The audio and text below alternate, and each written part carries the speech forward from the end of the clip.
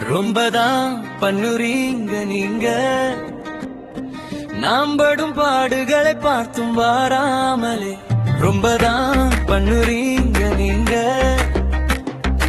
என்னை கட்டி இருக்கும் கயிறு உங்க கையிலே, விட்டு பிடிக்கும் என்ன உங்க நெஞ்சிலே. மேயும் பெயர் மேய விட்டு ஓடும் போது மட்டும் கைய மடக்கி மறிச்சு போடுவீங்க.